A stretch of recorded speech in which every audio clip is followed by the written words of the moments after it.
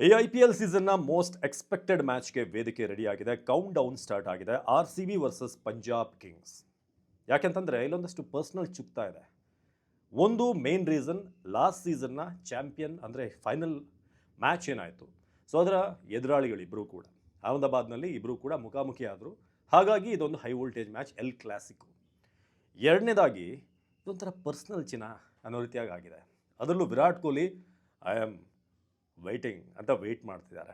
ಬ್ಯಾಂಟರ್ಗಳು ಸಾಮಾನ್ಯ. IPL ಫ್ರಾಂಚೈಸಿಗಳ ನಡುವೆ, ಅಡ್ಮಿನ್ಗಳ ನಡುವೆ ಬ್ಯಾಂಟರ್ ಆಗ್ತಿರುತ್ತೆ. ಬ್ಯಾಂಟರ್ ಅಂತಂದರೆ ಕಾಲು ಎಳೆಯೋದು, ಒಂದಷ್ಟು ಟಾಂಗ್ ಕೊಡೋದು, ಟಾಂಟ್ ಮಾಡೋದು ಎಲ್ಲವೂ ಕೂಡ ಇರುತ್ತೆ. ಅದಿದ್ರೇ IPL ಒಂಥರ ಮಜಾ. ಆದರೆ ಈ ಸಲ ಪಂಜಾಬ್ ಸ್ವಲ್ಪ ಯಾಕೋ ಪರ್ಸ್ನಲ್ ಆಗಿ ಬಂದರು ನಮ್ಮ RCB ವಿಚಾರದಲ್ಲಿ ಅಂತ ಅನ್ನಿಸ್ತಾ ಇದೆ. ಯಾಕೆ ಅಂತಂದರೆ ಒಂದು ಟ್ವೀಟ್, ನಿಮ್ಗೆ ಆಲ್ರೆಡಿ ಗೊತ್ತಾಗಿರ್ಬೋದು ಈ ವಿಚಾರ. 49 for 1, 4.3 overs ಅನ್ನೋ ಒಂದು ಟ್ವೀಟನ್ನು ಮಾಡಿದ್ರು. ಇದು ಪಂಜಾಬ್ಗೆ ಅನವಶ್ಯಕ. KKR ನಿಮ್ಮನ್ನು ಟ್ರಾಲ್ ಮಾಡಿದ್ರೆ ಓಕೆ, 49 ಅಂತಂದರೆ ಅವ್ರು ಆಲ್ ಔಟ್ ಮಾಡಿದ್ದಾರೆ, ಅದಕ್ಕೆ ಅವರು ಪ್ರಸ್ತಾಪ ಮಾಡಿದ್ರು, ಒಂದು ಹಂತಕ್ಕೆ ನ್ಯಾಯ ಇದೆ. ಆದರೆ ಪಂಜಾಬ್ಗೆ ಇದು ಬೇಡದಿರುವಂಥ ವಿಚಾರ.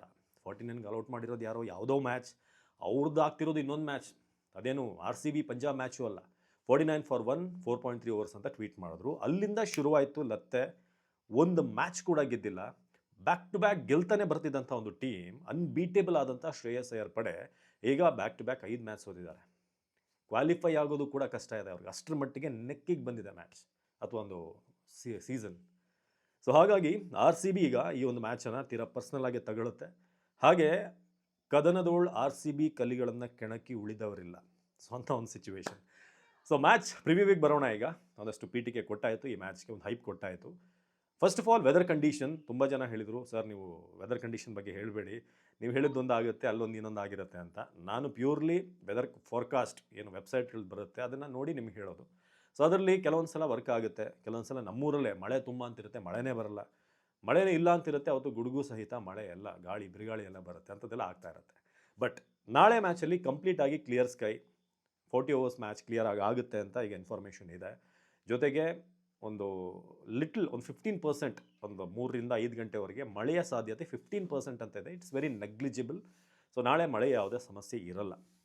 ಇದು ನಂಬರ್ 1. ಎರಡನೇದಾಗಿ ಪಿಚ್ ಕಂಡೀಷನ್ ಬಗ್ಗೆ ಮಾತನಾಡೋದಾದರೆ, ಧರ್ಮಶಾಲಾ ನಿಮಗೆ ಗೊತ್ತಿರೋ ಹಾಗೆ ಬೆಟ್ಟ ಗುಡ್ಡಗಳ ನಡುವೆ ಹೈ ಆಲ್ಟಿಟ್ಯೂಡಲ್ಲಿರುವಂಥ ಒಂದು ಪಿಚ್ ಅದು. ಸೊ ಹಾಗಾಗಿ ಆ ಬೆಟ್ಟದಿಂದ ಬರುವಂಥ ಗಾಳಿ ಏನಿದೆ ಅದರ ಮೂಮೆಂಟ್ ಇದ್ದೇ ಇರುತ್ತೆ. ಇದು ಯಾರಿಗೆ ಹೆಲ್ಪ್ ಆಗುತ್ತೆ ಅಂತ ನೀವು ಕೇಳಿದ್ರೆ, ಮೊದಲಿಗೆ ಪವರ್ ಪ್ಲೇನಲ್ಲಿ ನಿಮಗೆ ಬ್ಯಾಟ್ಸ್ಮನ್ಗಳಿಗೆ ಖಂಡಿತ ಹೆಲ್ಪ್ ಆಗುತ್ತೆ. ಒಂದೇನು ಅಂತಂದರೆ ನಾಳೆ ಡೇ ಮ್ಯಾಚ್, ಇದನ್ನು ನೀವು ಗಮನದಲ್ಲಿ ಇಟ್ಕೋಬೇಕು. 3:30ಗೆ ಶುರುವಾಗುವಂಥ ಮ್ಯಾಚ್, 7:30ಗೆ ಶುರುವಾಗುವಂಥ ಮ್ಯಾಚ್ಗೂ 3:30ಗೂ ಸ್ವಲ್ಪ ಡಿಫರೆನ್ಸ್ ಇರುತ್ತೆ ಕಂಡೀಷನ್ಸಲ್ಲಿ. ಆದರೆ ಈ ಗಾಳಿ ಏನು ತಣ್ಣನೆ ಗಾಳಿ ಬೀಸ್ತಾ ಇರುತ್ತೆ ಬೆಟ್ಟದ ಕಡೆಯಿಂದ, ಅದು ಈ ಲ್ಯಾಟ್ರಲ್ ಮೂವ್ಮೆಂಟ್ ಮಾಡುವಂಥ ಬೌಲರ್ಗಳಿಗೆ, ಸ್ವಿಂಗ್ ಮಾಡುವಂಥ ಬೌಲರ್ಗಳಿಗೆ ಹೆಲ್ಪ್ ಮಾಡುತ್ತೆ. ಸೊ ಭುವನೇಶ್ವರ್ ಕುಮಾರ್ಗೆ ಇನ್ ಕೇಸ್ ನಾವು ಟಾಸ್ ಗೆದ್ದು ಮೊದಲು ಬೌಲಿಂಗ್ ಮಾಡಿದ್ರೆ, ಭುವನೇಶ್ವರ್ ಕುಮಾರ್ಗೆ ಖಂಡಿತ ಅಸಿಸ್ಟೆನ್ಸ್ ಇರುತ್ತೆ ಲ್ಯಾಟ್ರಲ್ ಮೂವ್ಮೆಂಟ್ ಆ ಗಾಳಿಯ ಜೊತೆಗೆ. ಆದರೆ ಅಟ್ ದ ಸೇಮ್ ಟೈಮ್ ನಾವು ಹಿಂದಿನ ಮ್ಯಾಚ್ಗಳನ್ನು ನೋಡಿದ್ರೆ, ಎಲ್ಲ ಮ್ಯಾಚಲ್ಲೂ ಕೂಡ ಲಾಸ್ಟ್ 2 ಮ್ಯಾಚ್ ನೋಡಿದ್ರೆ 200+ ರನ್ ಇಲ್ಲಿ ಬಂದಿದೆ. ಪವರ್ ಪ್ಲೇನಲ್ಲಂತೂ ಚೆಚ್ಚಿ ಬಿಸಾಕಿದ್ದಾರೆ. ಪ್ರಿಯಂಶಾರ್ಯ, ಪ್ರಭ್ಸಿಮ್ರನ್ ಸಿಂಗ್ ಇಬ್ಬರು ಕೂಡ ಚೆಚ್ಚಿ ಬಿಸಾಕಿದ್ದಾರೆ. ಫಸ್ಟ್ 6 ಓವರಲ್ಲಿ 60 ಬಂದಿದೆ, 70 ಬಂದಿದೆ. ಹಾಗಾಗಿ ಪವರ್ ಪ್ಲೇನಲ್ಲಿ ದೊಡ್ಡ ಶಾಟ್ಸ್ ಬರುತ್ತೆ, ಬಿಗ್ ಸ್ಕೋರ್ ಬಂದೇ ಬರುತ್ತೆ. ಆದರೆ ಒನ್ಸ್ ನೀವು ಪವರ್ ಪ್ಲೇನಲ್ಲಿ ಚೆನ್ನಾಗಿ ಹೊಡೆದು ಸರ್ವೈವ್ ಆದರೆ, ಈ ಬೌನ್ಸನ್ನು ನೀವು ನಂಬೋದು. ಸೊ ಅಲ್ಲಿನ ಸ್ಟೀಪ್ ಬೌನ್ಸ್ ಏನಿದೆ ಅದನ್ನು ನಂಬಿ ವಿತ್ ರೈಸ್ ಶಾಟ್ಗಳನ್ನು ಹೊಡಿಬೋದು. ಆ ಥರದೊಂದು ಪಿಚ್ ಇದು. ಸೊ ಹಾಗಾಗಿ ಪವರ್ ಪ್ಲೇನಲ್ಲಿ ಬ್ಯಾಟ್ಸ್ಮನ್ಗಳಿಗೆ ಖಂಡಿತ ಇದು ಪ್ಯಾರಡೈಸ್.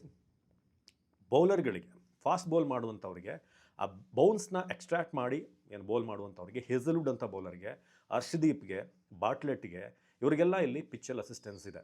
ಸೊ ಆ ಕಾರಣಕ್ಕೆ ನಾಳೆ ಸ್ಪಿನ್ನರ್ಗಳಿಗೆ ಹೆಚ್ಚಿನ ಅಸಿಸ್ಟೆನ್ಸ್ ಈ ಪಿಚ್ಚಲ್ಲಿಲ್ಲ.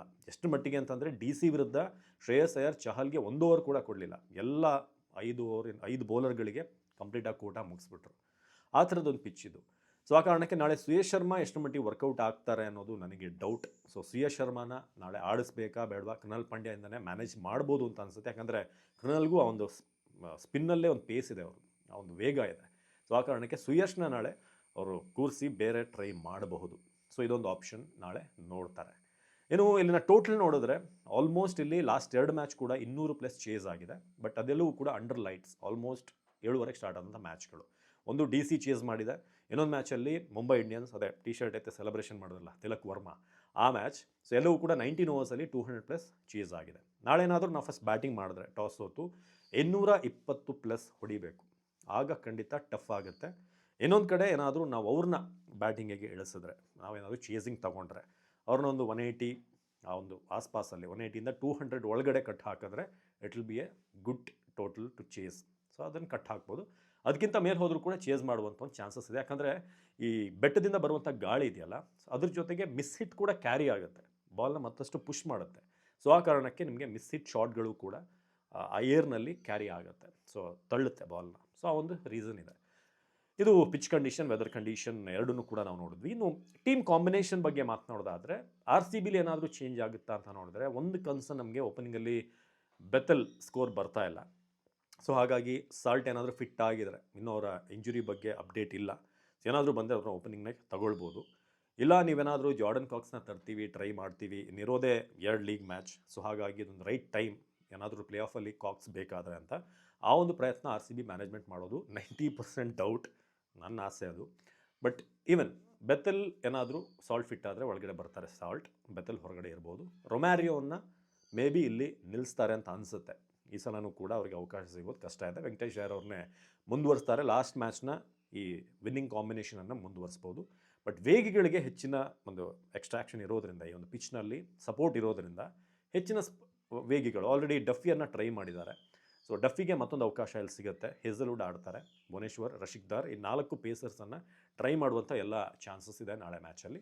ಅದನ್ನು ಬಿಟ್ಟರೆ ಜಿತೇಶ್ ಶರ್ಮಗೆ ಮತ್ತೊಂದು ಅವಕಾಶ ಸಿಗುತ್ತೆ. ಯಾಕೆ ಅಂತಂದರೆ ಅವರಿಗೆ ಲಾಸ್ಟ್ ಮ್ಯಾಚಲ್ಲೂ ಕೂಡ ಹೆಚ್ಚಿನ ಬ್ಯಾಟಿಂಗ್ ಸಿಗಲಿಲ್ಲ.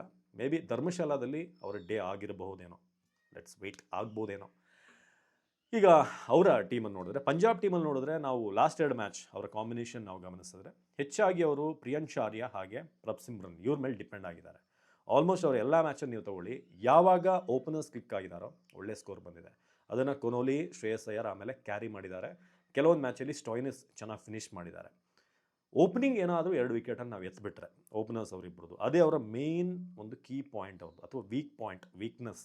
2 ವಿಕೆಟ್ ನಾವು ಇನಿಷಿಯಲಿ ಪವರ್ ಪ್ಲೇನಲ್ಲಿ ಭುವನೇಶ್ವರ್, ಹೇಸಲ್ವುಡ್ ಏನಾದರೂ ಎತ್ಬಿಟ್ರೆ ಅವರ ಸ್ಕೋರ್ ಆಟೋಮೆಟಿಕಲಿ ಡೌನ್ ಆಗುತ್ತೆ, ಕಾನ್ಫಿಡೆನ್ಸ್ ಡೌನ್ ಆಗುತ್ತೆ. ಸೊ ಅದಾದಮೇಲೆ ಇರೋದು Shreyas Iyer, on and of ಇದ್ದಾರೆ ಅವರ ಫಾರ್ಮಲ್ಲಿ. ಸ್ಟೋಯ್ನಿಸ್ ಕೂಡ ಕೆಲವೊಂದು ಮ್ಯಾಚಲ್ಲಿ ಅದ್ದೂರಿಯಾಗಿ ಆಡ್ತಾರೆ, ಕೆಲವೊಂದರಲ್ಲಿ ಏನೇನೂ ಇಲ್ಲ. ಸೊ ಆ ಕಾರಣಕ್ಕೆ ಪಂಜಾಬ್ ಕಿಂಗ್ಸ್ ನಾಳೆ ಈ ಒಂದು ಕಾಂಬಿನೇಷನ್ ಜೊತೆಗೆ ಬರ್ತಾರೆ, ಅಂದರೆ ಇದೇ ಒಂದು ರೆಗ್ಯುಲರ್ ಅವ್ರದ್ದು ಏನಿದೆ. ಸೊ ಹಾಗಾಗಿ ಹರ್ಷದೀಪ್ ಸಿಂಗ್ ಬೌಲಿಂಗ್ ಅಂತ ಬಂದಾಗ ಅವ್ರ ಜೊತೆಗೆ ಬಾಟ್ಲೆಟ್ ಇದ್ದಾರೆ, ಮಾರ್ಕೋ ಯಾನ್ಸನ್ ಅವ್ರನ್ನ ಟ್ರೈ ಮಾಡಿದ್ದಾರೆ, ವೈಶಾಖ್ ವಿಜಯ್ ಕುಮಾರ್ ಅವ್ರನ್ನ ಬಹುಶಃ ನಾಳೆ ಆಡಿಸ್ಬೋದೇನೋ. RCBಯ ಹಿಂದಿನ ಎಕ್ಸ್ಪ್ಲೇಯರ್ ಆಗಿರೋದ್ರಿಂದ, ಇಲ್ಲಿನ ಒಂದಷ್ಟು ಒಳಹರಿವು ಗೊತ್ತಿರೋದ್ರಿಂದ. ಜೊತೆಗೆ ಒಮರ್ ಜಾಯ್ ಕೂಡ ಲಾಸ್ಟ್ ಟೈಮ್ ಬೌಲ್ ಮಾಡಿದ್ರು, ಚೆನ್ನಾಗಿ ಮಾಡಿದ್ರು ಅವರು. ಸೊ ಹಾಗಾಗಿ ಅವ್ರನ್ನೂ ಕೂಡ ಟ್ರೈ ಮಾಡ್ಬೋದು. ಚಹಲ್ ಅವ್ರನ್ನ ನಾಳೆ ಆಡಿಸ್ತಾರೆ ಏನೋ ಗೊತ್ತಿಲ್ಲ, ಯಾಕಂದರೆ RCB ಎಕ್ಸ್ಪ್ಲೇಯರ್, ಒಂದಷ್ಟು ಸೀಕ್ರೆಟ್ಸ್ ಅವ್ರಿಗೂ ಕೂಡ ಗೊತ್ತಿದೆ. ಸೊ ಅವ್ರಿಗೊಂದು 2 ಟ್ರೈ ಮಾಡ್ಬೋದು. ಬಟ್ ಸ್ಪಿನ್ನರ್ಸ್ಗಳಿಗೆ ಅಷ್ಟು ಅಸಿಸ್ಟೆನ್ಸ್ ಕೊಡುವಂಥ ಪಿಚ್ ಅಲ್ಲ. ಸೊ ಆ ಕಾರಣಕ್ಕೆ ಅವ್ರನ್ನ ಹೋಲ್ಡ್ ಮಾಡುವಂಥ ಚಾನ್ಸಸ್ ಕೂಡ ಇದೆ. ಸೊ ಓವರಾಲ್ ಟೀಮ್ ನೋಡಿದ್ರೆ ಸೂರ್ಯಾಂಶ್ ಶೆಡ್ಗೆ ಅವ್ರನ್ನ ಮಿಡ್ಲ್ ಆರ್ಡರ್ಲ್ಲಿ ಆಡಿಸ್ತಾ ಇದ್ದಾರೆ, ಕೂಪರ್ ಕೊನೋಲಿ ಅವ್ರನ್ನ ಆಡಿಸ್ತಾ ಇದ್ದಾರೆ. ಸೊ ಒಂದು ರೆಗ್ಯುಲರ್ ಲಾಸ್ಟ್ ಟೈಮ್ ಇದ್ದಂಥ ಒಂದು ಚೇಂಜ್ ಅವ್ರಿಗೂ ಬೇಕು, ಯಾಕಂದರೆ ಬ್ಯಾಕ್ ಟು ಬ್ಯಾಕ್ 5 ಸೋತಿದ್ದಾರೆ. ಅವರಿಗೆ ಮಸ್ಟ್ ವಿನ್ ಗೇಮ್ ನಾಳೆ ಏನಾದರೂ ಸೋತ್ರೆ ಆಲ್ಮೋಸ್ಟ್ ಅವ್ರು ಹೊರಗಡೆ, ಯಾಕಂದರೆ 13 ಪಾಯಿಂಟ್ ಇದೆ. ಒಂದು ಸೋತು ಅಂದರೆ ಅಲ್ಲೂ ಕೂಡ 13 ಮ್ಯಾಚ್ಗೆ 13ರಲ್ಲಿ ಉಳ್ಕೋತಾರೆ. ಇನ್ನೊಂದು ಮ್ಯಾಚ್ ಗೆದ್ದರೆ 15 ಆಗುತ್ತೆ. I think it's not enough 15 ಅನ್ನೋದು. So Shreyas Iyer will come ಕಂಪ್ಲೀಟಾಗಿ ಫುಲ್ ಫ್ಲೆಡ್ಜ್ ಆಗಿ ಬರ್ತಾರೆ ನಮ್ಮ ಮೇಲೆ.